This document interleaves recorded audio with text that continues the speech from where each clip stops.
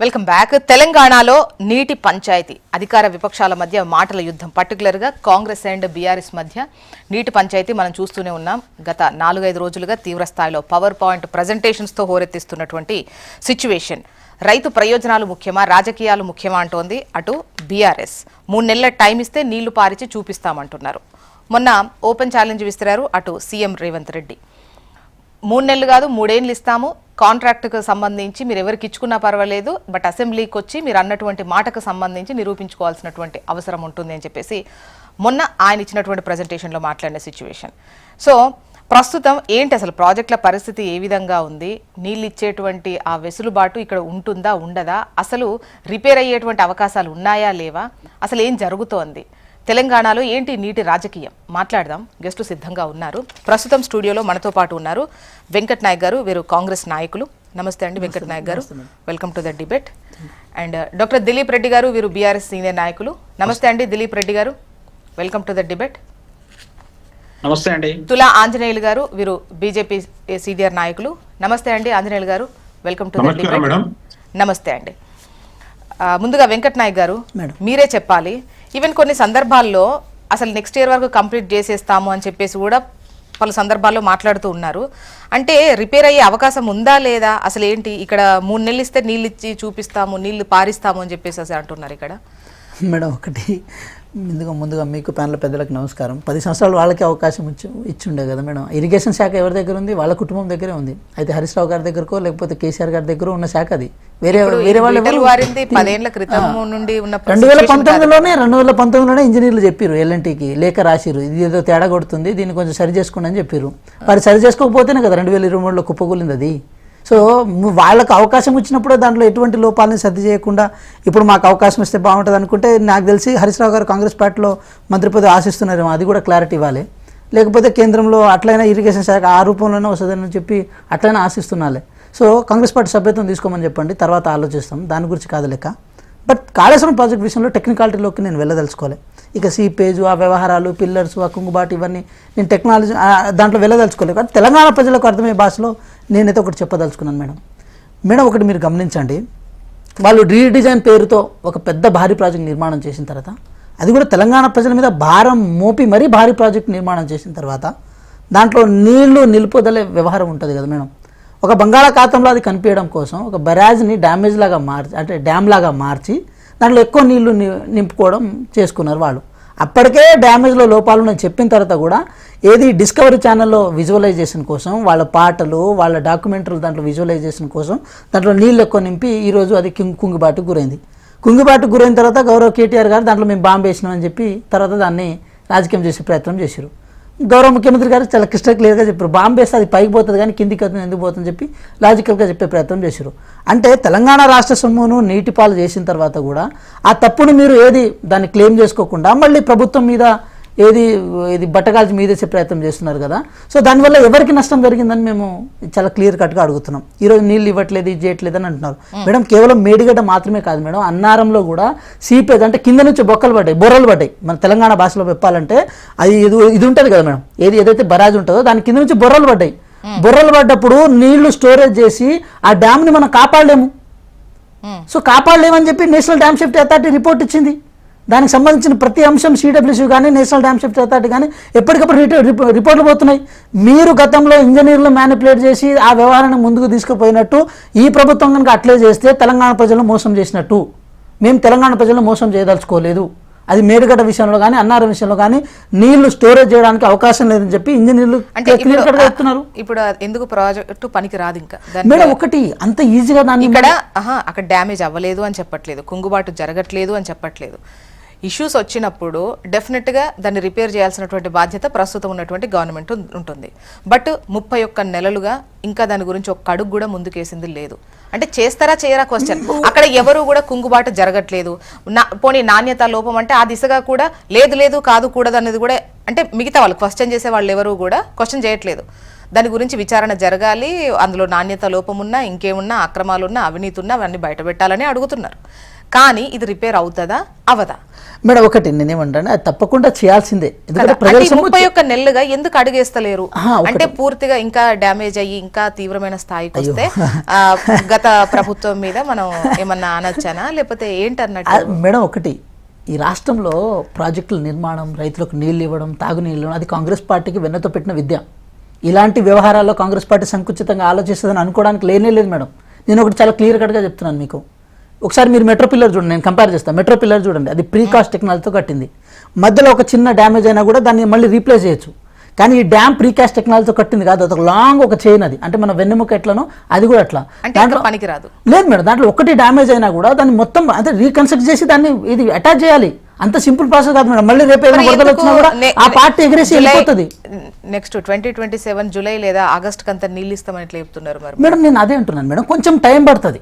So ఇప్పటి వరకు దాన్ని రిపేర్ ఆల్రెడీ ఇప్పుడు స్టార్ట్ చేస్తే 1 year లో నీళ్ళు ఇస్తాం అంటున్నారు మేడం. 300 కోట్ల బడ్జెట్ ని గౌరవ ఉత్తమ్ కుమార్ రెడ్డి గారు ఇరిగేషన్ శాఖ మంత్రి అయిన తర్వాత దాని మీద కేటాయింపులు చేసిరు. ఆ పనులు ఇప్పటికే స్టార్ట్ అవుతున్నాయి.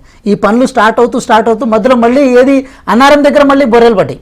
అన్నారం దగ్గర 2024లో బొర్రెలు పట్టాయి. ఇది 2023 అక్టోబర్లో బొర్రెలు పట్టాయి. అంటే నేను చెప్తున్నా, ఒకటి మంచిగా చేస్తుంటే ఇంకోటి డ్యామేజ్ అవుతున్నప్పుడు అన్నింటి సర్దుబాటు చేయాలి. మీరు ఒకటి చూడండి, మేడిగడ్డ అన్నారం ఈ రెండిట్లో అంటే చాలా డ్యామేజ్ జరుగుతున్నప్పుడు నాకు అనిపిస్తుంది ఇంకా ఇన్ఫ్రంట్ ఆఫ్ ఇంకేదో లోపం ఉందని కూడా మాకు అనుమానాలు కూడా ఉన్నాయి. కన్నెపల్లి పంప్ హౌస్ మధ్యలో మునిగిపోవడం 2022లో ఇవన్నీ అనుమానాలు, లోపాలు కూడా ఉన్నాయి. బట్ ఏంటి, అనుమానాల లోపాల మీద మేమేదో రైతులకు కానీ తెలంగాణ ప్రజలకు కానీ అబద్ధాలు చెప్పడం మాకు ఏది అవసరం లేని అంశాలు. మేడిగడ్డను క్లియర్ కట్ గా అది దాన్ని రిపేర్ చేస్తాము, అది బాధ్యత తీసుకుంటుంది. కాకపోతే మేడిగడ్డకు నీళ్లు నిల్వ చేయొద్దని చెప్పి నేషనల్ డ్యామ్ సేఫ్టీ అథారిటీ చెప్పింది కదా, నీళ్లు నిల్వ చేయొద్దని అన్నారు కదా, పూర్తి స్థాయిలో నింపి నిల్వ చేయొద్దు అన్నారు. మట్టానికి తీసుకొని వాటిని ఎత్తి పోసుకోవచ్చు అని చెప్పారు మేడం. మేడం ఒక లిమిటేషన్ ఉంటుంది. మేడం ఒకటి, వాళ్ళు ప్రభుత్వం దిగిపోయే నెల రోజులు అప్పుడు కూడా national dam safety authority report ఇచ్చింది నీళ్లు కిందకు వదిలేయమని చెప్పి. ఆ రిపోర్ట్ బయట ఏది విడుదల చేయలే వాళ్ళు. తర్వాత మేము వచ్చిన తర్వాత సమాధానం తీసుకుందాం. బట్ అంతకన్నా ముందు ఆంజనేయులు గారు వర్షం తీసుకుందాం. ఆంజనేయులు గారు మీ ఒపీనియన్ ఏంటి? మేబీ నా వాయిస్ పోతుంది. మేడం ముందుగా హెచ్ఎంటీవీ చూస్తున్నటువంటి ప్రేక్షకులకు, అదేవిధంగా దిలీప్ రెడ్డి గారికి, అదేవిధంగా వెంకటస్వామి గారికి, జోష్ణ గారు, మీకు అందరికి కూడా ఉదయపూర్వక శుభోదయం. నమస్తే.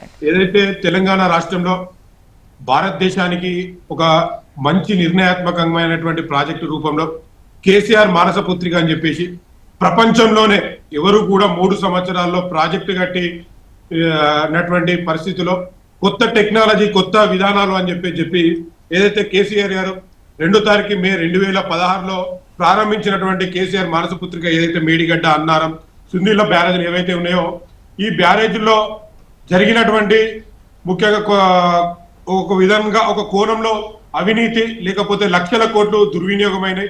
ఇలా అందనటువంటి ఇంత పెద్ద ప్రాజెక్టు ప్రజలకు అందనటువంటి విషయం అని చెప్పేసి ఒక పక్క చర్చ. అదేవిధంగా మరొక ప్రక్క బీఆర్ఎస్ ప్రభుత్వం హరీష్ రావు గారు నిన్న చెప్తా ఉన్నారు, 3 నెలలు నాకు అవకాశం నేను చేస్తా అని చెప్పి ఇన్ని రోజులుగా కాంగ్రెస్ పార్టీ 2.5 సంవత్సరాలు కాలయాపన చేసుకుంటూ రావడం జరిగింది. కాలయాపన చేస్తూ ఇప్పటి వరకు ఆ ప్రాజెక్టును ఒక దశలో నీటిని ఆపేటువంటి ప్రయత్నం చేయకపోవడం కారణంగా మా పక్కనటువంటి ఎల్లంపల్లి ప్రాజెక్టు, నాకు ఈ సుందిళ్ళ అన్నారం బ్యారేజీ, నేను పుట్టినటువంటి ఊరు, నా సొంత గ్రామానికి టేకుమట్ల, జైపూర్ మండలం టేకుమట్లకు కూతవేట దూరంలో ఉంటది. ఇక్కడ ఈ ప్రాజెక్టు నిర్మాణం జరిగేటప్పుడు కూడా మేము చాలా మంది గ్రామాలలో చాలా విషయాలు చర్చించుకున్నాం. ఎందుకంటే ఇది అంతా కూడా కోల్ మైల్ కి సంబంధించినటువంటిది. ఈ ఏదైతే ఇప్పుడు మేడిగడ్డ కూలినటువంటి ప్రాంతానికి కొద్ది దూరంలో ఇందారం ఓపెన్ కాస్ట్ ఉంటుంది, ఏదైతే అన్నారం బ్యారేజీకు కొద్ది దూరంలో ఓపెన్ కాస్ట్ ఉంటుంది. అయితే కొత్త టెక్నాలజీ విషయం అని చెప్పి ఎల్ఎన్టీ సంస్థ లేకపోతే గత ప్రభుత్వం బీఆర్ఎస్ ప్రభుత్వము ఇసుక పైనే ఎలాంటి ఏదైనా ఒక ఇల్లు కట్టుకోవాలన్నా లేకపోతే ఏదైనా ఒక నిర్మాణం జరుపుకోవాలంటే కొద్ది దూరం కాకపోయినా కొద్ది ఫీట్ల దూరం జరుపుకొని తవ్వుకొనైనా నిర్మాణం జరపాల్సినటువంటి అవసరం ఉంటుంది. కానీ ఆ విధమైనటువంటి పరిస్థితి లేకుండా ఈ రోజు ఇసుక పైనే కట్టడం కారణంగా అక్కడి నుంచి వెళ్ళి ఏదైతే ఇసుక కాకుండా ఎట్లా ఉంటది మేడం, ఆ ఇసుక కాకుండా ఎలా ఉంటదంటే కొద్దిపాటి దూరాన్ని తవ్వాల్సిన అవసరం ఉంటుంది. పిల్లర్ నిర్మించాలంటే కొద్ది లోతు తవ్వాలి. ఆ కొద్ది లోతు తవ్వినా కూడా అక్కడ ఏర్పడేటువంటిది ఏంటిది అంటే ఏదైతే బొగ్గు రేణువులకు సంబంధించిన ఇసుక లాంటి పొరలు బయటకు వెళ్తాయి మేడం. జియాలజిస్టులు పూర్తిగా చెప్పారు, ఇక్కడ ప్రాజెక్టు కట్టడానికి ఇది అనువైనటువంటి ప్రదేశం కాదు, మీరు చాలా ఇబ్బందికరమైనటువంటి పరిస్థితుల్లో ప్రాజెక్టు కడతా ఉన్నారని చెప్పేసి జియాలజిస్టులు స్వయంగా చెప్పి నివేదిక ఇచ్చారు. అయినా కూడా రాష్ట్ర ప్రభుత్వం వినకుండా చాలా నిర్ణయాత్మకంగా చాలా ప్రతిష్టాత్మకంగా నిర్మాణం చేసింది.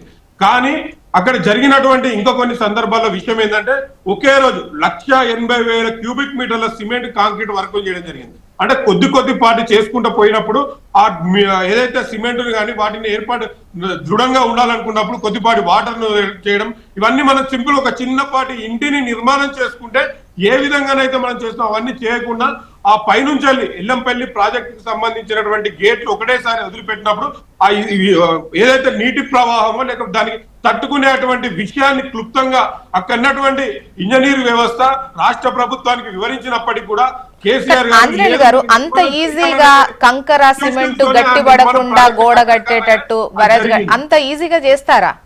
అంటే ఎంటర్టైన్ చేసినా కూడా 15 నుంచి 21 పిల్లర్ల వరకు ఇలా కుంగాల్సినటువంటి పరిస్థితి ఏర్పడ్డది, ఇలా పగుళ్ళు తేలాల్సినటువంటి పరిస్థితి ఏర్పడ్డది. ఆ ఒక్క ఏదైతే అబ్జర్వేషన్ లోపము, ఏదైతే ఎప్పటికప్పుడు టెస్టింగ్ చేయాల్సినటువంటి విషయాలు చేయకపోవడం, రాష్ట్ర ప్రభుత్వం ఏదైతే ముఖ్యమంత్రి గారు ఎప్పటికప్పుడు హరీష్ రావు గారిని ఆ గతంలో పనిచేసినటువంటి ఈటల రాజేందర్ గారిని ఎప్పటికప్పుడు మీరు పర్యవేక్షిస్తున్నారు, చేస్తున్నారు, ఏం జరుగుతుంది ప్రతిరోజు ఒక ములుగడతో పొడిస్టేట్ చేయడం కారణంగా వీళ్ళు ఏం చేసేది ఇంజనీర్ల మీద ప్రభావం చూపెట్టేది. మేము అక్కడికి పోయినప్పుడు చాలా ఏం చేస్తాం, మాకు పైనుంచి ప్రెషర్ ఉన్నది, ఆ ప్రెషర్ తో మేము ఈ విధమైనటువంటి పని చేసుకుంటూ పోతున్నాం అని చెప్పి ఎల్లంటి కూడా 1-2 సార్లు చెప్పినప్పటికీ కూడా రాష్ట్ర ప్రభుత్వం వినలేదు. ఒక ప్రతిష్టాత్మకంగా నిర్మిస్తున్నటువంటి వ్యవస్థ ఉన్నప్పటికీ కానీ ఈ విధంగా జరిగింది.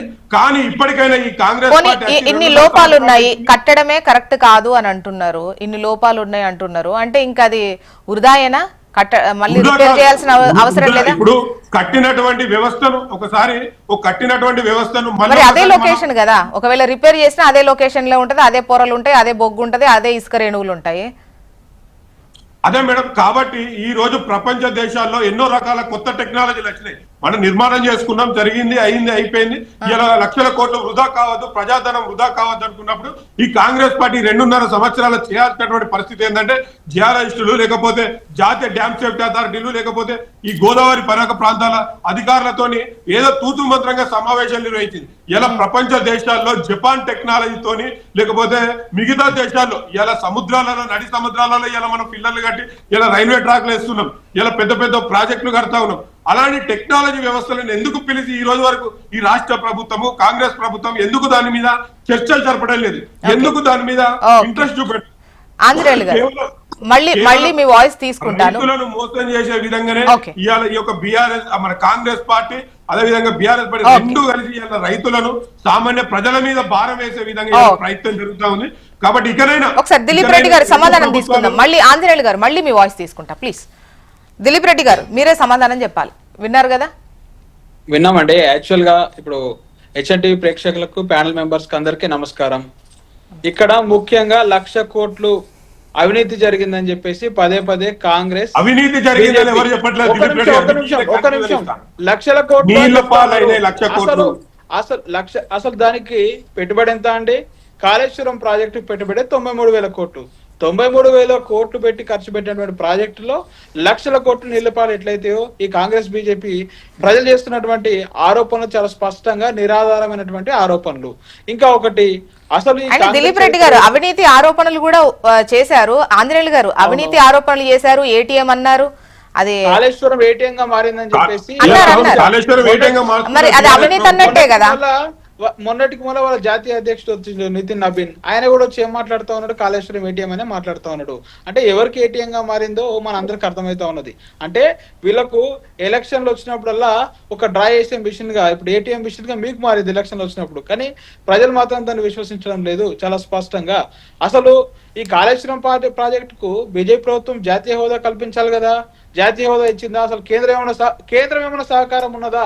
అసలు కేంద్రం సహకారం అన్ని నోట్ చేసుకోండి, వాటి అన్నింటికి సమాధానం చెప్తారు. సిడబ్ల్యూసీ అనుమతులు లేకుండా, అసలు సెంట్రల్ అనుమతులు లేకుండా, పర్యావరణ అనుమతులు లేకుండా ఈ అన్ని అనుమతులు ఇచ్చింది ఎవరు? కేంద్రం కాదా? మళ్ళీ డిపిఆర్ సబ్మిట్ చేయాలి అని చెప్పేసి ఏదో చదువుకోనోళ్ళు లేమని మాట్లాడారు. ఇంకా ఒకటి అసలు ప్రాజెక్టులకు డిపిఆర్ కాదు, నువ్వు ఇంటికి పోతే ఇంటి పర్మిషన్ లేదే ఇల్లే ఆ మున్సిపల్ వచ్చు, జిహెచ్ఎంసీ వచ్చు, కూలగొడతాడు. అట్లాంటిది ఇంత పెద్ద ప్రాజెక్ట్ కడతా ఉంటే డిపిఆర్ లేదని చెప్పేసి ఒక అస్పష్టమైనటువంటి నిరాధారమైనటువంటి ఆరోపణలు ఈ బీజేపీ కానీ కాంగ్రెస్ కానీ చేస్తా ఉన్నది. అసలు ఈ కాంగ్రెస్ పార్టీ ఏందండి? కాంగ్రెస్ పార్టీ చరిత్ర ఏంది? అసలు 2007లో స్టార్ట్ చేసింది. 2007లో స్టార్ట్ చేసి 2014 దాకా అధికారంలో ఉన్నది ఎవరండి? 2014 దాకా అధికారంలో ఉన్నది కాంగ్రెస్ పార్టీ. అసలు చిన్న ఇటుకరైనా తీసిరా 6,500 కోట్ల రూపాయలు మొబిలైజేషన్ అడ్వాన్స్ లో పేరిట అసలు ఈపీసీ టెండర్ లో తీసుకొచ్చి అసలు ఎటువంటి నిర్మాణాలు చేయకుండా ముందే వాళ్ళకు తగ్గట్టుగా కాలువలు తవ్వుకొని అసలు ఆడ అనుమతులే తీసుకురాలేరు. అప్పుడు కేంద్రంలో ఉన్నటువంటిది యూపీఏ గవర్నమెంట్, అందులో కాంగ్రెస్ పార్టీ కేంద్రంలో ఉంది. పక్క రాష్ట్ర మహారాష్ట్రలో కూడా అప్పుడు కాంగ్రెస్ పార్టీ ఉంది. తెలంగాణ అంటే నాటి ఉమ్మడి ఆంధ్రప్రదేశ్ లో కూడా కాంగ్రెస్ ఉంది. ఇక్కడ 3 చోట్ల కాంగ్రెస్ ఉన్నా కూడా వాళ్ళకి కనీసం వాళ్ళ అనుమతులు కూడా తీసుకురాలేరు. అంటే ఆ 152 మీటర్ల ఎత్తుకు అనుమతులు సాధించలేకపోయారు. అంటే ఇప్పుడు దిలీప్ రెడ్డి గారు ఉమ్మడి రాష్ట్రంలో ఇటువంటి ఇబ్బందులు వచ్చాయి, అంత తెలంగాణ పట్ల అంత చిత్తశుద్ధి లేదనే కదా మాట్లాడుతాను. సీఎం గారు ఏం మాట్లాడారు? మా హయాంలోనే అనుమతులు వచ్చినాయి అని చెప్పి సీఎం గారు మాట్లాడారు. అందుకని అది కోట్ చేస్తా ఉన్నా జ్యోత్స్న గారు. అంటే వాళ్ళ హయాంలోనే అనుమతులు వస్తే మీరు మరి 8 సంవత్సరాలు ప్రాజెక్టు కట్టకుండా ఏం చేసిరండి? అది కాంగ్రెస్ పార్టీ ప్రతినిధి సమాధానం చెప్పాలి. అంటే వాళ్ళకి అనుమతులు దేవడం చేత కాదు, కేవలం మొబిలైజేషన్ అడ్వాన్స్ లో పేరిట అడ్వాన్సులు ఇచ్చి కాంట్రాక్టర్ల కమిషన్ ఇచ్చి ఈరోజు ప్రజల ధనాన్ని వృధా చేయడం తప్ప కాంగ్రెస్ పార్టీ చేసింది ఏం లేదు. ఇంకొకటి సీఎం గారు మాట్లాడుతూ ఏమన్నారు? ఇప్పుడు మీరు సర్వే వ్యాప్ కోర్సుకి ఇచ్చారు. ఎవడా ఈ వ్యాప్ కోర్సు ఏంది? చెఫ్ తో పోల్చిండు. మీరు ఒకసారి చూస్తాం కదా సీఎం గారు మాటలు, అంటే చెఫ్ అట, ఎవరైతే ఉండమంటే అది వండుతాడు అన్నట్టు మాట్లాడుతూ ఉన్నాడు. అసలు వ్యాప్ కోర్సును తీసుకొచ్చింది ఎవరండి? నాడు రాజశేఖర రెడ్డి గవర్నమెంట్ లో ఈ వ్యాప్ కోర్స్ అంటే కేంద్ర ప్రభుత్వ సంస్థ. వ్యాప్ కోర్స్ అంటే మీ సంస్థ, నా సంస్థ, ప్రైవేట్ సంస్థ కాదు, కేంద్ర ప్రభుత్వ సంస్థకి అరే నీళ్ళు 7 రాబాయ్ అని చెప్పేసి ఒక సర్వే చేయమని చెప్పేసి నాడు రాజశేఖర రెడ్డి ఇచ్చిండు. అయితే మళ్ళీ మేము 2014లో అధికారంలోకి వచ్చిన తర్వాత రాజశేఖర రెడ్డి గారు ఏం చెప్పారంటే, ఆనాడు నీళ్ళు ఇక్కడిక్కడ ఉన్నాయి, ఈ ప్రాజెక్టులు చేస్తున్నాం అని చెప్పేసి ఆ రోజు తెలంగాణలకు కలిపల్లి మాటలు చెప్పి ఈ రోజు అరచేతికు లో ఉన్నటువంటి బెల్లం కాకుండా మోచేతికి బెల్లం పెట్టి నాకు పిచ్చే ఒకటి ప్రయత్నం చేసిండు. ఏ రోజు ఒక నీళ్లు కూడా ఇచ్చిన ప్రయత్నం చేయలేరు. అయితే ఇక్కడ ఏంటంటే అదే వ్యాప్ కోసం ఈ రోజు తెలంగాణ వచ్చిన తర్వాత అరే ఆ రోజు నీళ్లు ఉన్నాయని చెప్పినావు. ఈ రోజు సెంట్రల్ వాటర్ కమిషన్ సిడబ్ల్యూసి ఏం చెప్తుందంటే ఈ రోజు తెలంగాణ వచ్చింది మేము ప్రాజెక్టులు కట్టుకుంటా ఉంటామంటే నీళ్లు లేవని చెప్తా ఉన్నది. అసలు నీళ్లు నువ్వు అప్పుడు ఉన్నాయని ఎట్లా చెప్పినావు, ఈ రోజు లేవని ఎట్లా చెప్పినా? అరే నువ్వే పోయి సర్వే చేయి అంటే అరే గీడ కట్టుకుంటే బాగుంటది, గీడైతే నీటి లభ్యత ఎక్కువ ఉన్నది, ఇక్కడ కడితే మీరు మేడిగడ్డ దగ్గర కడితే 240 టీఎంసీలు యూజ్ చేసుకోవచ్చు అని ఆ వ్యాప్ కోస్ట్ రిపోర్ట్ ఇచ్చింది. అసలు వ్యాప్ కోస్ట్ మీద ఇంతగానో మాట్లాడుతున్నటువంటి రేవంత్ రెడ్డి గారు ఇప్పుడు నువ్వు చేస్తున్నటువంటి ప్రతి ప్రాజెక్టుకు ఎవరిని సర్వే చేపిస్తున్నావండి? వ్యాప్ కోస్ట్ ద్వారా వచ్చినట్టు లైడార్ సర్వేలు చేస్తా ఉన్నారు. అంటే ఇదే వ్యాప్ కోస్ట్ నీ రాజశేఖర రెడ్డి ఇస్తే సక్కనే ఉంటది. ఈ రోజు నువ్వు ప్రభుత్వంలో ఉండి ఈ రోజు నీ ప్రభుత్వం కూడా ఇదే వ్యాప్ కోర్స్ కు సర్వే చేయమని చెప్పేసి ఇస్తే బాగానే ఉంటది. మరి అదే వ్యాప్ కోర్స్ కు సర్వేకి ఇచ్చినటువంటి నీదెట్లా రైట్ అవుతుంది? నాడు బీఆర్ఎస్ ప్రభుత్వం అదే వ్యాప్ కోర్స్ కు యూజ్ చేయమని చెప్పి సర్వే చేయమని చెప్తే అది ఎట్లా తప్పు అవుతుంది? అంటే ఒకే ఒక్క సంస్థను నువ్వు వాడితే రైట్, మేము వాడితే తప్పు ఎట్లయితుంది అని చెప్పేసి సీఎం గారికి సూటిగా ప్రశ్నిస్తా ఉన్నాము. అసలు సీఎం గారి చిత్తశుద్ధి ఏందండి?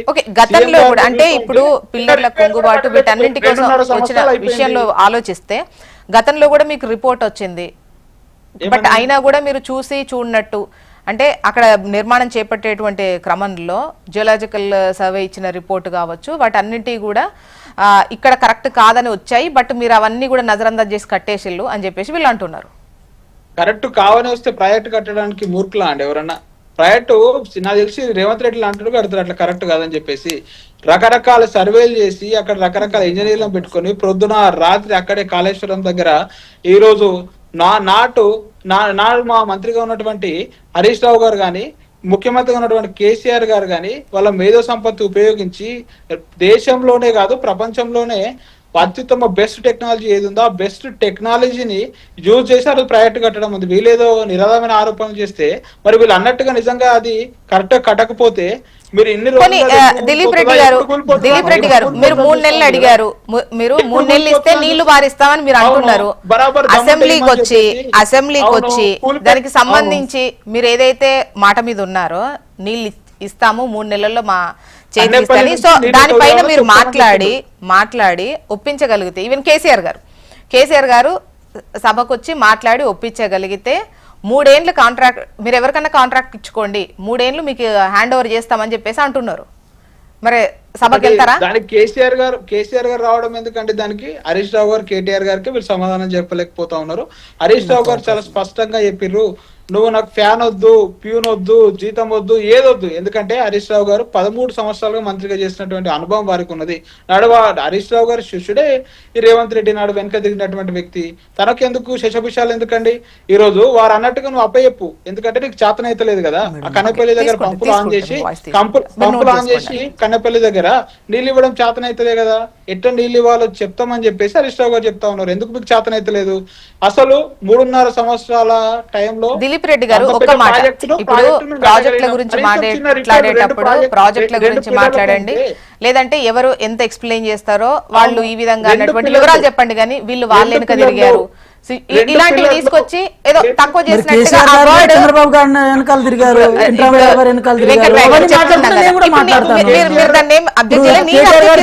రామారావు గారి పేరే పెట్టుకున్నారు. వెంకట్ నాయక్ గారు అది కాదు, వెంకట్ నాయక్ గారు ఆపాం కదా. ఇప్పుడు అలాంటి మాట్లాడుకోవడం కరెక్ట్ అయితే కాదు. అందుకే నేను ఆ విషయాన్ని నాకు అవకాశం ఈ విషయంలో మాట్లాడకండి, ఎందుకంటే దిలీప్ రెడ్డి గారు కన్క్లూడింగ్ రండి. ఒక్క నిమిషం, జ్యోత్స్న గారిని ఎందుకు ఆ విషయం చెప్పాల్సి వచ్చింది అంటే పదే కేసీఆర్ రావాలంటా ఉన్నాడు. కేసీఆర్ ఎందుకు? నీకు నాడు గురువుగా ఉన్నటువంటి కేసీఆర్ ఎప్పుడు ఎన్టీ రామారావు గారిని తక్కువ చేయలే కదా, ఎన్టీ రామారావు గురువుగానే ఎప్పుడు ఒక గొప్పగానే మాట్లాడింది కదా. నేను చెప్పబోయేది ఏంటంటే హరీష్ రావు గారికి గురువుగా నువ్వు శిష్యునిగా ఉన్నావు కాబట్టి నీకు శశభిషాలు ఎందుకు? వచ్చి వీరికి సమాధానం చెప్పు, లేకపోతే అసెంబ్లీ మళ్ళీ మీ వాయిస్ తీసుకుంటాను. వెంకట్ నాయక్ గారు మాట్లాడు. ఒక్కసారి మేడం, ఇప్పుడు ఒక విషయం మేడం, ఇన్ కేస్ కేసీఆర్ గారు రావడం రాకపోవడానికి మాకేం అభ్యంతరాలు లేవు మేడం.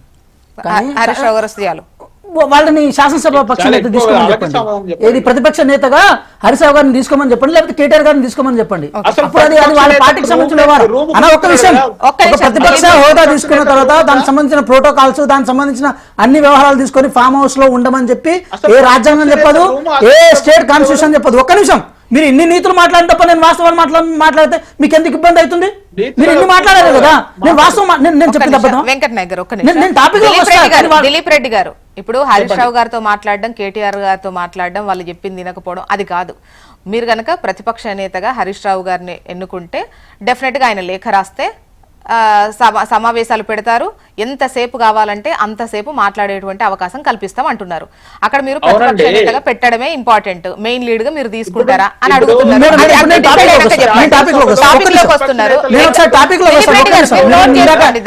ఇందాక మీరు మేడిగడ్డ కూలిపోయింది, కాళేశ్వరం వల్ల తెలంగాణ ప్రజలు ఇబ్బంది పడ్డా కూడా ఆ తప్పును కొంచెం కూడా మీరు సరి చేసుకోకుండా, ఆ తప్పును కొంచెం కూడా ఒప్పుకోకుండా మళ్ళీ కాంగ్రెస్ పార్టీ మీద బట్టగాల్సిన మీద ప్రయత్నం చేస్తున్నారు. ఒకటి దిలీప్ రెడ్డి గారు దయచేసి మీరు నోట్ చేసుకోండి. ఒక్క నిమిషం దిలీప్ రెడ్డి గారు, చెప్పాలనుకుంటే మీరు 2015లో రిటైర్డ్ ఇంజనీర్స్ కమిటీ ఏర్పాటు చేసినా కూడా వాళ్ళు ఏది ఆ ప్రాజెక్ట్ ని వేమనపల్లి దగ్గర కట్టమని చెప్పి వాళ్ళు క్లియర్ కట్ రిపోర్ట్ ఇచ్చారు, మీరు దాన్ని మార్చిరు. అదే విధంగా వాళ్ళు ఏదైతే వ్యాప్కం అన్నారు కదా, అది కూడా ఏది ఏమంటారు అది తుమ్మిడి హెట్ దగ్గర కట్టమని చెప్పి వాళ్ళు చెప్పినా కూడా తర్వాత కూడా వాళ్ళు దాన్ని రీడిజైన్ చేశారు. నేను ఒకటి చెప్తున్నా చూడండి, కాళేశ్వరం ఏది కట్టే క్రమంలో విడుదలైన తర్వాత దాని కర్త కర్మ క్రియ, దాని సిద్ధాంత కర్త, దానికి అన్ని అని అనుకున్న నిన్న హరీష్ గారు మాట్లాడుతూ ఈ తుమ్మిడి ఎట్టి అనుమతులు కూడా ఉన్నాయి అని మీ టైంలో ఏదైతే ఉన్నా అది కనుక మీరు నిరూపిస్తే ఆయన రాజీనామా చేస్తున్నారు మేడం. ఒకటి మరి అది క్లియర్ జ్యోత్స్న గారు నేనేమంటాను, జ్యోత్స్న గారు ఒకటి, నిరుపయోగంగా పడి ఉన్న ప్రాజెక్టుల మీద వాళ్ళు కట్టి దాన్ని కూలగొట్టిన తర్వాత మళ్ళీ టెక్నికాలిటీస్ లో వెళ్ళి ఎంతసేపటి కాంగ్రెస్ పార్టీ దీంట్లో ఎంత పూద్దామని మాత్రమే ఆలోచిస్తున్నాం చూడండి, అది కరెక్ట్ కాదంటున్నాను నేను. ఇది మొదటి ఇచ్చిన ఇప్పుడు అది కూలిపోతే అది పక్కకు జరిగితే అనుమతి లెటర్లు చింపేస్తారా అండి? ఉంటాయి కదా, ఆ అనుమతి చూపించమంటున్నారు, అనుమతి వచ్చినట్టు చూపించమంటున్నారు. ఒకటి నేనేమంటున్నాను, ఒకటి నేనేమంటున్నా అన్న, ఒకటి సాక్ష్యం ఏముందన్నా, నిట్ట నీళ్ళుగా కూలిపోయిన తర్వాత కూడా ఇంకా సాక్ష్యాలు ఎందుకు, సాక్ష్యాలు ఎందుకు, ఇంకా సాక్ష్యాలు ఎందుకు? ఇక్కడ ఏంటంటే అబద్ధాలు మాట్లాడుతున్నారు, ఇంతసేపు అబద్ధాలు. ఇప్పుడు ఒకటి కాళేశ్వరం ప్రాజెక్ట్ అంటే మా గొప్పదనం అని చెప్పి నిరూపించుకున్నాం. మీరు ఈరోజు కాళేశ్వరం పార్టీ కుంగుబాటు కారణం మీరు అని చెప్పి చెప్పుకుని ధైర్యం మీకుందా? ఓకే దిలీప్ రెడ్డి గారు దయచేసి మీరు నోట్ చేసుకోండి. ఒక్క నిమిషం, వెంకట్ నాయక్ గారు ఇక్కడ అడుగుతుంది క్లియర్, కూలిందా, ఉందా, చేసారా, చెయ్యలేదా, ఇది సబ్జెక్ట్ కాదు. ప్రస్తుతం తుమ్మిడిహెట్టికి సంబంధించి అనుమతులు మీరు చూపిస్తే రాజీనామా చేస్తానంటున్నారు హరీష్. ఒకటి ఆ విషయం గౌరవ ముఖ్యమంత్రి గారు నిన్న పవర్ పాయింట్ ప్రజెంటేషన్లో క్లియర్ కట్గా చెప్పిన అదే విషయాన్ని నేను ఇప్పుడు ప్రస్తావిస్తున్నా. ఒకటి ఇదే విషయాన్ని అసెంబ్లీలో చర్చిద్దాం. అసెంబ్లీలో ఆధారాలతో మేము వస్తాం, మీరు కూడా ఆధారాలతో మీరు రండి. దానికోసం సభ పెడదాం అంటున్నాం. బయట ఆనో చోట పవర్ పాయింట్ ప్రజెంటేషన్ ఇచ్చుకుంటూ ఇంకో చోట మాట్లాడుకుంటూ రాజకీయం చేయాల్సిన అవసరం ఏముంది? అసెంబ్లీలో కూర్చుందాం, మాట్లాడదాం, ఎవరి దగ్గర ఏ ఆధారం ఉందో అవన్నీ చూపించుకుంటుందాం. కానీ నేనేమంటున్నా అంటే, ఒకటి నా మాట మీరు అర్థం చేసుకోండి, కాళేశ్వరం కూలడం, కాళేశ్వరం నీళ్లు ఉండకపోవడం ఇవన్నీ యథార్థాలా కాదని నేను అడుగుతున్నాను. ఇప్పుడు ఒకటి ఆ రోజు మీరు కట్టాల్సి వచ్చినప్పుడు, ఆ రోజు మీరు కడుతున్నప్పుడు ఇవన్నీ ఏ టెక్నికాలిటీలోకి వెళ్ళండి. మీరు ఈరోజు సడన్ గా ఆ టెక్నికాలిటీలోకి టెక్నికల్ గా ఏం ఆలోచించకుండా అంత పెద్ద ప్రాజెక్ట్ ఎందుకు కట్టినా అడుగుతున్నాం మేము, ఎందుకు కట్టినా అడుగుతున్నాం మేము. ఇప్పుడు ఒకటి అంత టెక్నికాలిటీ లేకుండా, అంత అవగాహన లేకుండా కట్టి మీరు ఎక్కడెక్కడో దాన్ని ప్రచారం చేసుకున్న తర్వాత ఈరోజు ఇక్కడేదో లోపం జరిగింది, అక్కడేదో లోపం జరిగింది, దానికి మాకు సంబంధం లేదు, అది ఎల్ఎన్టీకి సంబంధము లేకపోతే ఇంజనీర్లకు సంబంధం అని చెప్పి బట్టగాల్చి వాది మీద ఎందుకు వేయాలి? లేకపోతే కాంగ్రెస్ పార్టీ అధికారంలోకి వచ్చిన తర్వాత 2 సంవత్సరాలుగా దాన్ని చేయట్లేదు అని చెప్పి మా మీద ఎందుకు బదనాం చేయాలి? ఇవన్నీ ఏంటి? ఇవన్నీ రాజకీయం కాదా? దీన్ని రాజకీయ కోణంలో చూడాల్సిన అవసరం లేదా? సో ఒకటి మేమేమంటున్నాం అంటే, కాళేశ్వరం ద్వారా 1,00,000 ఎకరాలకు నీళ్లు అంటే 1,00,00,000 ఎకరాలకు నీళ్లు వారిస్తాము, ఉత్తర తెలంగాణ మొత్తం సస్యశ్యామలం చేస్తాం. ఎల్నినో సిచ్యువేషన్ అవునా కదా? అవును, దాన్ని రాజకీయం చేస్తున్నారు కదా, దాన్ని రాజకీయం చేస్తున్నారు కదా. నీళ్ళు అనేది ఇంపార్టెంట్. ఇప్పుడు మీరు స్టార్ట్ చేసినా కూడా 1 yearలో ఇవ్వగలుగుతామని అన్నప్పుడు 31 నెలలు అవుతుంది మీరు వచ్చి. దీనిపైన ఎంత ముందడుగు వేశారు ఏంటి అనేది ఇంపార్టెంట్. అంత దూరదృష్టితో ఎందుకు లేరు అనేది ఒక క్వశ్చన్. అయితే దీనికి సంబంధించి హరీష్ రావు గారు ఏమంటున్నారు? నీళ్ళు ఇస్తారా, 3 నెలలు ఇస్తారా, మేము పారిచ్చి ఇస్తాము అని చెప్పేసి ఏదో అంటున్నారు. పోనీ అలా కాకపోయినా అసలు ఇది అవుతుంది కాదు అన్నటువంటిది దానికి సమాధానం ఎక్స్పెక్ట్ చేస్తున్నారు ఎవరైనా కూడా. మేడం ఒకటి అసలు నీళ్ళు వచ్చే అవకాశం ఉందా? అక్కడ నుంచి రిపేర్ చేసే అవకాశం ఉందా? 100% జనాలు ఎందుకంటే లేదు అంటే జనాలు దాని మీద ఇంక ఎక్స్పెక్టేషన్స్ పెట్టుకోరు. మేడం గవర్నమెంట్ అనేది, గవర్నెన్స్ అనేది కంటిన్యూస్ ప్రాసెస్ మేడం. ప్రభుత్వాలు మారుతాయి, ఒక ప్లేస్ లో ఇంకో ప్లేస్ వస్తుంటాయి. వాళ్ళు చేసిన తప్పుదాలు మేడం, వాళ్ళు చేసిన అప్పులనే కడుతున్నారు మేడం. వాళ్ళు 97,000 కోట్ల రూపాయలను కాళేశ్వరం మీద తీసుకొస్తే దాని మీద 33,000 కోట్ల రూపాయలు ఇప్పటికి మేము కట్టినాము. వాళ్ళ తప్పులని అప్పులను కడుతున్న తర్వాత దాన్ని సరి చేసుకోవడం లేకపోతే ఎట్లా మేడం? అది ప్రజల సొమ్ము కదా, అది బీఆర్ఎస్ పార్టీ కాంగ్రెస్ పార్టీకి మధ్య కక్ష సాధింపు కాదు కదా. ఎస్, మేడిగడ్డ నిర్మాణం చేస్తాం, గౌరవ ఉత్తమ్ కుమార్ రెడ్డి దాని మీద కాన్సన్ట్రేషన్ చేస్తున్నారు. ఒకటి నేను చెప్తున్నా, ఇప్పుడు మేడిగడ్డ ఉంది మేడం, మేడిగడ్డని దాన్ని రిపేర్ చేయాలి. దాని అంటే వెనకాల ఏది అన్నారం ఉంది, ఇక్కడ నుంచి అక్కడ 5 పంపులు లిఫ్ట్ చేయాలి. అన్నారం కింద సీపేజ్ ఉందని చెప్తున్నారు కదా మేడం. అంటే నేను ఇందాక చెప్పిన బొర్రలు ఉన్నాయని చెప్తున్నాను. ఈ నీళ్ళు పంపించాలి కదా, అది కూడా కష్టమవుతుంది madam. Madam according to the national dam safety authority 28, 38, 35, 45 first 28, 38 బొర్రలు పడ్డాయి, తర్వాత 35, 48 బొర్రలు పడ్డాయి. మళ్ళీ అక్కడ నీళ్లు నింపాలంటే మళ్ళీ అవి కిందికి రావాలన్నా కూడా మళ్ళీ వదలడానికి వీల్లేదు కదా మేడం. ఇదంతా ఒక టెక్నికల్ గా దాన్ని చాలా దాన్ని భ్రష్టు పట్టించే ప్రయత్నం చేశారు. చాలా క్లిష్ట పరిస్థితుల్లో ఉంది.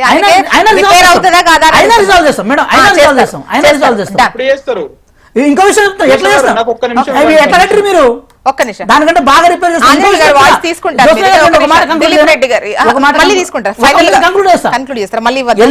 ఎల్లినో ప్రభావం ఉన్నా కూడా కాళేశ్వరం నీళ్లు ఇవ్వకపోయినా కాంగ్రెస్ కట్టిన డ్యాముల ద్వారానే ఈ తెలంగాణ ప్రజలకు నీళ్ళు ఇస్తాం, అది కూడా రిపేర్ చేస్తాం, దాని ద్వారా కూడా నీళ్ళు చేస్తాం. చెప్పండి దిలీప్ రెడ్డి గారు. ఇంకొకటి వెంకట్ నాయక్ గారు మాట్లాడుతూ కాళేశ్వరం ప్రాజెక్టు తెచ్చినటువంటి 97,000 కోట్ల అప్పును అంటే తను అనుకున్నట్టు నిజంగా 97,000 అనుకుంటే మరి అట్లాంటి 97,000 కోట్ల అప్పు అని మాట్లాడి వెంకట్ నాయక్ గారు మరి వాళ్ళ కాంగ్రెస్ పార్టీ వాళ్ళ నాయకులందరూ 1,00,000 కోట్ల అవినీతిని ఎట్లా మాట్లాడుతూ ఉన్నారు? దీని ద్వారా ప్రజలకు చాలా స్పష్టంగా అర్థమైంది, వాళ్ళకి నోటుకు వచ్చినంత అమౌంట్ చెప్పి మేము అప్పులు పెడుతున్నాం. చిన్నది అది కూడా పెట్టాలి కదా, అవన్నీ యాడ్ చేయాలి కదా. ఏదో కట్టుడు ఊరుకోలు కాదు మేడం, దాని మెయింటెనెన్స్ ఉంటది, కరెంట్ బిల్లులు, చార్జులు, అవన్నీ లెక్క కట్టాల్సిన అవసరం ఉంటది. చిన్న మెయింటెనెన్స్ అది. రాష్ట్రం మొత్తం ఎట్లా నడుస్తుంది అట్లా నడవాలి కాళేశ్వరం. ఓకే, ఆంజనేయులు గారు ఈ అంశానికి సంబంధించి నాణ్యతా లోపాలు, నిర్మాణాలు వీటన్నింటికి సంబంధించి ఒకవైపు నడుస్తోంది. ఎట్ ద సేమ్ టైం అవినీతికి సంబంధించి ముఖ్యంగా ఈ ప్రాజెక్ట్ ఎలా కట్టారు, ఇవన్నీ ఇంజనీరింగ్ డిజైన్ మార్పు ఇవన్నీ పక్కన పెడితే అవినీతి అనేది ముందుగా ఎత్తుకుంది బీజేపీ నేతలే. సో దీనిపైన ఎందుకు అంటే ఇక్కడ విచారణ కేవలం ఇది ఎట్లా కట్టారు, డిజైన్ ఎందుకు మార్చారు, ఎవరి ఇంట్రెస్ట్ తోని ఇవన్నీ చేశారు, ఈ లెక్కలే కనిపిస్తున్నాయి కానీ వీటి ఇన్వెస్టిగేషన్స్ ఎందుకు ముందుకు పోతలేవు? ఈవెన్ ఎన్డీఎస్ఏ ఇచ్చినటువంటి రిపోర్ట్ తోని అక్కడ సిబిఐ ఎంక్వైరీ చేయొచ్చని హైకోర్టు కూడా యాక్సెస్ ఇచ్చింది. యాక్చువల్గా వీళ్ళు పీసీ ఘోష్ కమిషన్ తోని సిబిఐ ఎంక్వైరీ అడిగారు, అది కుదరదన్నారు, ఎన్డీఎస్ఏతో చేసుకుంటే చేసుకోవాలని చెప్పారు. సో ఆ సిబిఐ ఎంక్వైరీకి సంబంధించి మీ దిక్కు చూస్తున్నారు అందరూ. సో ఒకటి స్టార్ట్ అయింది అంటే డెఫినెట్గా మీరు అన్నటువంటి అవినీతి ఇవంటాయి కదా, ఆ లెక్కలు కూడా బయటకు వస్తాయి కదా. మేడం ఇప్పుడు ఈ రెండు పార్టీలు కూడా ఎట్లా తయారైపోయినాయంటే తెలంగాణ రాష్ట్రంలో నువ్వు ఇచ్చినట్టు నేను ఏడ్చినట్టు చేస్తే, నేను ఏడ్చినట్టు చేస్తే నువ్వు ఇచ్చినట్టు అన్న చందంగా తయారైంది. ఇలా రైతులకు ఇవాళ నాటేసుకునేటువంటి సిచ్యువేషన్, ఎల్లులో వస్తున్నటువంటి సిచ్యువేషన్ ఈ రాజకీయాలు అవసరం లేనటువంటి పరిస్థితుల్లో మేము అడుగుతా ఉన్నాం. ఇలా హరీష్ రావు గారు నాకు 3 నెలల అవకాశం ఇవ్వండి, 3 నెలలు నేను కట్టిస్తా, లేకపోతే రాజకీయాల నుంచి వదులుకుంటా అని చెప్పి. ఇది 21/10/2023లో కూలింది. వీళ్ళు కూలిన తర్వాత వీళ్ళు అధికారం పోయేటప్పటికి డిసెంబర్ 23 తారీఖు వరకు, అంటే మినిమం 60 రోజుల సమయం ఉండే. ఈ 60 రోజుల సమయంలో వీళ్ళు రాజకీయం చేసి బాంబులు పెట్టి వేల్చిరు, లేకపోతే ఈ విధంగా కూల్చిరు అని చెప్పి దాన్ని ఒక వేరే కోణంలోకి తీసుకుపోయేటువంటి ప్రయత్నం చేసిరు. అప్పుడు 2 నెలలు మీకు అవకాశం ఉన్నప్పుడు ఆ రోజు ఆ 2 నెలల్లో దాని మీద ఎందుకు ప్రత్యామ్నాయంగా దానికి వేరే ఆల్టర్నేట్ గా చూపిస్తామని చెప్పేసి ఆ రోజు పబ్లిక్ ముందుకు, ప్రజల ముందుకు ఎందుకు రాలేదు అని చెప్పేసి నేను ఒకటి ప్రశ్నిస్తా ఉన్నాను. రెండో విషయం, కేంద్ర ప్రభుత్వము మాకు ఏ విధంగా పర్మిషన్లు ఇచ్చింది, పర్మిషన్ ఇవ్వకుండా మేము కట్టినామా అని చెప్పేసి చెప్తా ఉన్నాను. డిపిఆర్ ఆమోదం కాకముందే 25,049 కోట్లు అంటే 17 పన్నులను ఇలా కాంట్రాక్ట్ టెండర్లకు ఇచ్చింది ఈ బీఆర్ఎస్ ప్రభుత్వం కాదా. ఎన్విరాన్మెంట్ క్లియరెన్స్ షరతులతో కూడినటువంటిది ఇచ్చింది. కేవలం ఏమిచ్చింది, హైడ్రాలజీ అంతర్రాష్ట్రకు సంబంధించినటువంటి అంశాలను రాష్ట్ర ప్రభుత్వానికి అనుమతి ఇచ్చింది. కానీ డిజైనింగ్ అండ్ ఫైనాన్స్ క్లియరెన్స్ మాత్రం ఇవ్వలేదు. ఇవ్వకున్నా కూడా ఏదైతే డిజైనింగ్ లో అదేవిధంగా వీటి లోపాలు ఉన్నాయని చెప్పేసి కేంద్ర ప్రభుత్వం క్లుప్తంగా చెప్పింది. చెప్పినప్పటికీ కూడా ఈ రాష్ట్ర ప్రభుత్వం వినకుండా మా చేతిలో అధికారంలో ఉంది, మేము ఏదైనా చేసుకోవచ్చు అనేటువంటి చందంగా ఈ యొక్క నిర్మాణాన్ని చేపట్టింది. ఇప్పటికైనా మేము కాంగ్రెస్ ప్రభుత్వాన్ని కోరుతున్నారు, వాళ్ళ చేతుల్లో అధికారం ఉంది, వాళ్ళు ఇష్టం వచ్చినట్టు చేయడం అని అన్నప్పుడు అనుమతులు వచ్చాయి, అనుమతుల తర్వాత అప్పు పుట్టే దగ్గర అప్పు పుట్టింది, దానికి చేయాల్సిన రికమెండేషన్ మీరు చేశారు, మీరు చెప్పినా వాళ్ళు వినలేదన్నప్పుడు ఎందుకు అట్లా ఎంకరేజ్ చేసినట్టు? ఎన్డీఏ ప్రభుత్వము అనుమతులకు ఒప్పుకోకపోని కారణంగా 8.25% వడ్డీకి రావాల్సినటువంటిది తెలంగాణ రాష్ట్రము 10.9% వడ్డీకి ఇలా వడ్డీకి తీసుకొచ్చింది. కేంద్ర ప్రభుత్వం ఆమోదం లేకపోవడం కారణంగా ఎక్కువ వడ్డీ కట్టి ఇలా ఈ బీఆర్ఎస్ ప్రభుత్వం తీసుకొచ్చింది. రెండో విషయానికి వచ్చినట్లయితే ఆంజనేయులు గారు, అంటే కేంద్ర ప్రభుత్వ అనుమతి లేదు ఆంజనేయులు సార్ నేనే అడుగుతున్నా, అంటే మీరు అంటున్నారు కేంద్ర ప్రభుత్వ అనుమతి లేదు అని చెప్పేసి, మీ మధ్యలో వాడు ఇప్పించకపోతే మీకు అప్పు ఎక్కడ పుట్టేది అని చెప్పేసి బీజేపీ నేతలు పలు సందర్భాల్లో మాట్లాడారు. మేము ఏది తీసుకోవాలి, అది తీసుకోనా ఇది తీసుకోనా? మేడం అవును మేడం చెప్తున్నా, క్లారిటీ ఇస్తున్నా. ఇవాళ లాస్ట్ చివరి పరిస్థితుల్లో ఈ రాష్ట్ర ప్రభుత్వం మాత్రం కాలేకపోతుందని చెప్పి చేతులు ఎత్తేసినప్పుడు ప్రాజెక్టు సగంలో ఆగిపోయేటువంటి పరిస్థితి ఉన్నది. తెలంగాణ రాష్ట్ర ప్రజలకు ఈ ఏదైతే ఈ పెట్టినటువంటి పెట్టుబడి వృధా కాకూడదు, రైతులకు అందాలనేటువంటి విషయంలో చివరిలో కేంద్ర ప్రభుత్వం సహాయ సహకారాలు అందించింది. అయినప్పటికీ కూడా ఈ సిబిఐ కేసు విషయంలో వచ్చినప్పుడు సిబిఐ కేసు విషయంలో 2022 అక్టోబర్లో జనరల్ కన్సెంట్ ఉపసంహరణ అని చెప్పేసి ఈ రాష్ట్ర ప్రభుత్వం బీఆర్ఎస్ ప్రభుత్వం అసెంబ్లీలో తీర్మానం చేసింది. మేము ఈ కాంగ్రెస్ పార్టీకి ఒకటే అడుగుతా ఉన్నాం, సిబిఐ మీకు విచారణ కావాలనుకున్నప్పుడు ఏదైతే జనరల్ కన్సెంట్ ని మీరు అసెంబ్లీలో పెట్టి ఉపసంహరించుకొని మాకు పంపించండి. పంపించినప్పుడు మేము తప్పనిసరిగా ఈ సిబిఐ ఎంక్వైరీ అనేది తెలంగాణ రాష్ట్రంలో అది కాదు, బట్ దీనికి సంబంధించి సభ్యులు రఘునందన్ రావు గారు ప్రతిసారి చెప్తా ఉన్నారు. అయినా కూడా ఈ రాష్ట్ర ప్రభుత్వము బొద్దు నిద్రపోతూ కనీసం దాన్ని కూడా చేయకపోవడం కారణంగానే ఇవాళ కాబట్టి కాళేశ్వరం విచారణ లేదా కమిటీ వేసిన నివేదిక తర్వాత కోర్టుకెళ్లిన తర్వాత పీసీ ఘోష్ కమిషన్ కు సంబంధించి సిబిఐ ఎంక్వైరీకి అంటే ఇవ్వకపోవడం, ఎన్డీఎస్ఏ రిపోర్ట్ ఆధారంగా సిబిఐ ఎంక్వైరీ చేసుకోవచ్చు అని చెప్పడం, ఆ తర్వాత రాష్ట్ర ప్రభుత్వం సిబిఐకి అప్పగించడానికి ఓకే చెయ్యడం, ఈవెన్ ఆ తర్వాత బయటలో కూడా ఒక బయటలో సీఎం గారి మాటలు విన్నాం, మా చేతికి ఇస్తే 2 రోజుల్లో తేల్చేస్తాం అన్నారు కదా, ఇదిగో మీ చేతికి ఇస్తున్నాము అని చెప్పేసి సీఎం గారు ఒక బైట్ లో మాట్లాడారు. ఆంజనేయులు గారు, ఇప్పుడు కాళేశ్వరానికి సంబంధించి సిబిఐ ఎంక్వైరీ చెయ్యొచ్చని చెప్పింది రాష్ట్ర ప్రభుత్వం. రాష్ట్రం చెప్పడం నోటి మాటల ద్వారా చెప్పడం ఏదైనా చెప్పొచ్చు మేడం. ఇవాళ సిబిఐకి ఎంట్రీ లేదు కదా, అంత ముందు ఇప్పుడు కనీసం ఎంట్రీ అయినా ఉంది కదా, మీరు వచ్చి డైరెక్ట్ విచారణ చేపట్టండి.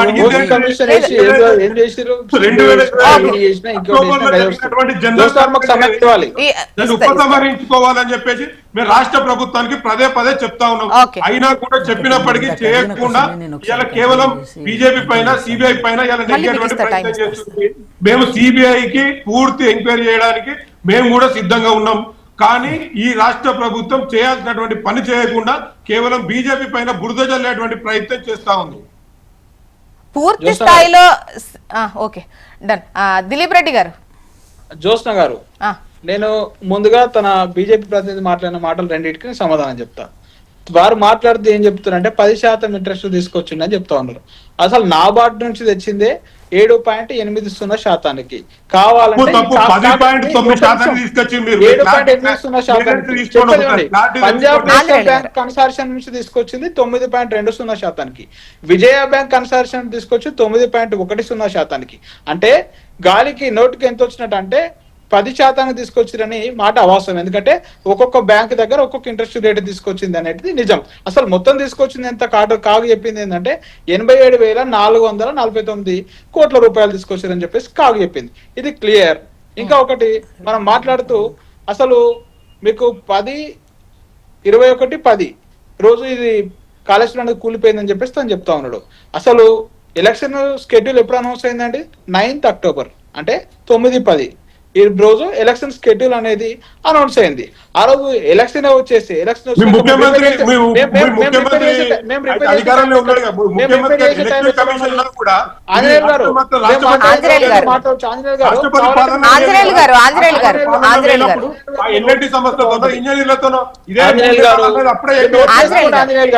ప్రజలకు అందుబాటులో వచ్చేది కదా.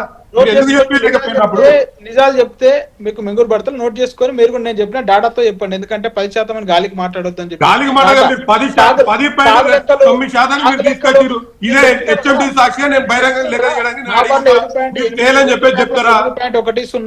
చెప్తున్నా. పంజాబ్ నేషనల్ బ్యాంక్ 9.20 రకరకాలు తీసుకొస్తున్నా. నేను డాటాతో చెప్తున్నా. మొత్తం తెచ్చింది 87,449 కోట్ల. నేను కూడా డాటా చెప్తున్నా. కావాలంటే ChatGPT ఓపెన్ చేసుకుని ముందే చెప్పు. ఇంకొకటి మీరు సమయం వచ్చిన మాట్లాడండి. ఆంజనేయులు గారు, రకరకాల బ్యాంక్ నుంచి రకరకాల అంటే 7.8 ఒక బ్యాంక్ దగ్గర తెస్తే మాక్సిమం 10% ఇంకొక బ్యాంక్ దగ్గర తెచ్చారు. అంటే వేరియేషన్ ఉంది ఇక్కడ. మీరు చెప్పినట్టు 10% ఫిక్స్డ్ కాదు. ఇంకా ఒకటి యావరేజ్ చేసినా కానీ 9-8.5 వస్తుంది. ఇప్పుడు కాదండి, యావరేజ్ చేస్తే 7, 9 ఇవన్నీ యావరేజ్ చేస్తే 10కి వెళ్తుందా?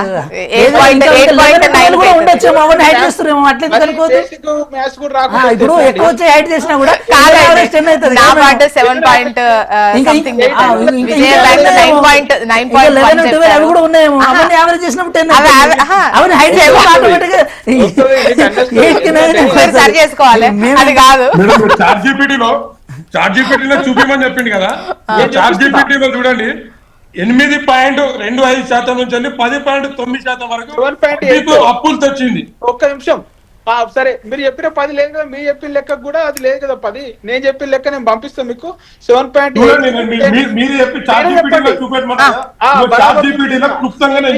ఒకటి నువ్వు చెప్పిన 10 ఉన్నది ఆడ 8.9 కదా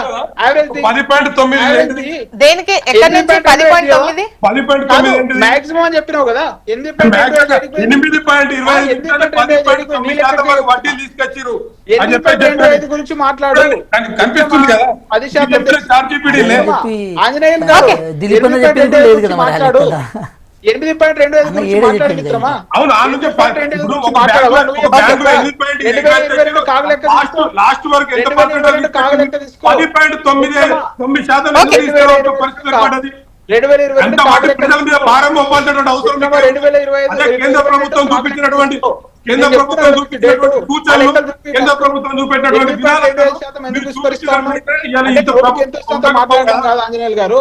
ఆంజనేయులు గారు, నేను మాట్లాడినాక తర్వాత సమాధానం చెప్పండి. నేను ఒకసారి మాట్లాడండి.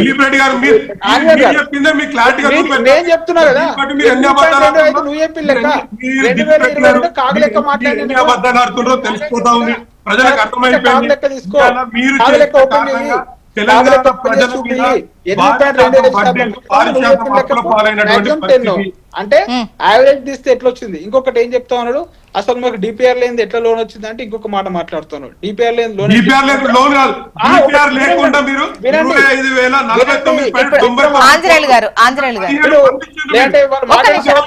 ఇద్దరు మాట్లాడితే జనాలకు అర్థం కాదు. దయచేసి ఇద్దరు మాట్లాడితే జనాలకు అర్థం కాదు. ఇక్కడ అప్పు గురించి కాదండి, ఆ డిపిఆర్ ప్రిపేర్ అవ్వక ముందే మీరు సమ్ కాంట్రాక్ట్లు టెండర్ కు వాటికి పిలిచారు అని చెప్పేసి చెప్తున్నారు. అది కాంగ్రెస్ పార్టీ మాకు అనుకుంటున్నట్టున్నాడు. అంటే మొబిలైజేషన్ అడ్వాన్స్ లో తీసుకొచ్చి కాంగ్రెస్ పార్టీ కల్చర్, ఏటీఎం అని చెప్పి ఆరోపణలు చేయాల్సింది వీళ్ళ కల్చర్. ఆ ఏటీఎం అని చెప్పి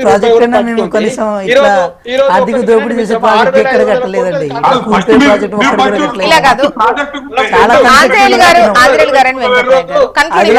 దిలీప్ రెడ్డి గారు ఒకరు మాట్లాడుతున్నప్పుడు ఇంకొకరు మాట్లాడితే జనాలకు ఏం అర్థం అవ్వాలని అర్థం కావద్దని మీరు మాకు నేర్పిస్తున్నారంటే అర్థం కావాలని అర్థం కావద్దన మీ వాయిస్ జనాలకు వెళ్ళాలని వద్ద లేదు. వాళ్ళు కాంగ్రెస్ పార్టీకి నేర్పిస్తున్నారు ప్రాజెక్ట్ కట్టడం గురించి. దాని గురించి దిలీప్ రెడ్డి గారు మాట్లాడండి, కన్క్లూడింగ్ రండి. నా సమయంలో వాళ్ళు వచ్చి మాట్లాడుతూ చూస్తారు, మీరు గమనించాలి. నేను వాళ్ళని ఇంకెంత సమయం తీసుకుంటారు? ఆంజనేయులు గారు ప్లీజ్, మీకు చాలా సమయం ఇచ్చాను, దయచేసి ప్లీజ్. ఎవరి విప్పు వాళ్ళకి కనబడదు, ఎందుకంటే ఎవరి తప్పులు మీ వీపు మాకు కనబడుతుందిగా. మీ వీపు మీకు కనిపిస్తలేదు. ఆంజనేయులు గారు కానీ వెంకట నాయక్ గారు కానీ నేను చెప్పిన తర్వాత సమాధానం చెప్పొచ్చు, నాకేం అభ్యంతరం లేదు. నేను చాలా స్పష్టంగా 2022 కాగు లెక్కలు మాట్లాడినా 7.8 మినిమం అని చెప్పిన. వాళ్ళు చెప్పినట్టు ఒకవేళ వాళ్ళ లెక్కలే తీసుకున్నా వాళ్ళ చార్జ్ లో 8.25 మినిమం, 10% మధ్యలో వచ్చాయి. ఓవరాల్ గా చూస్తే 9.1 9.2 వరకు వస్తాయి. కరెక్షన్ మీరు చెప్తున్నట్టు 10% లేదు, ఇది ప్రజలకు అర్థం కావాలని చెప్తున్నారు. అది ఫస్ట్ పాయింట్. యావరేజ్ తీసుకొని మాట్లాడతారు కదండి.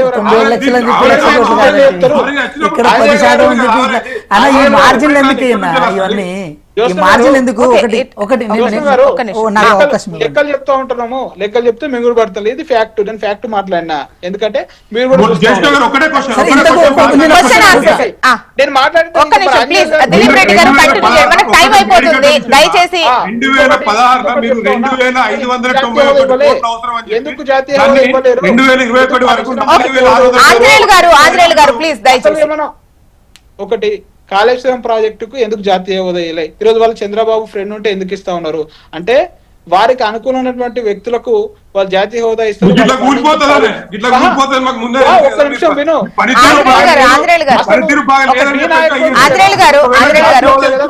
దిలీప్ రెడ్డి గారు మీరు జాతీయ ప్రాజెక్ట్ గా ప్రకటించాలని చెప్పేసి, ఇవ్వాలని చెప్పేసి, ఆ జాతీయ హోదా కావాలని చెప్పేసి మీరు ఏం రిక్వజిషన్ పెట్టారు?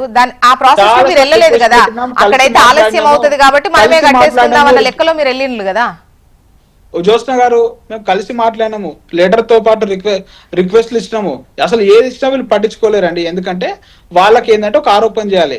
అసలు ఏటీఎం అని చెప్పేసి ప్రతి ఎలక్షన్ లో వాడారు తప్ప అందులో ఒక్క రూపాయి అవినీతి కూడా తీసుకురాలేదు. ఎందుకంటే ఇప్పుడు సిబిఐ అంటారు కదా, దమ్ముంటే సిబిఐతో విచారణ చేసుకోవచ్చు. ఇంకా ఒకటి, ఆ రోజు గోస్ కమిషన్ వేసిరండి. గోస్ కమిషన్ ఏం చెప్తా ఉన్నది మనం చూస్తూ ఉంటాం. అంటే అది కూడా ఆ కమిషన్ కూడా పరిగణలోకి తీసుకోవద్దు అని చెప్పేసి ఈరోజు కోర్టులు చెప్పినటువంటి సందర్భం. అంటే వీళ్ళు కాళేశ్వరం పైన ఎన్ని కుట్రలు చేసినా గానీ వీళ్ళ కుట్రలు అనేవి కూలిపోతా ఉన్నాయని చెప్పేసి మరొకసారి రుజువైంది. ఈ కాంగ్రెస్ పార్టీకి చెప్పొచ్చేది ఏంటంటే మేము 3.5 సంవత్సరాలు అంత పెద్ద ప్రాజెక్ట్ కడితే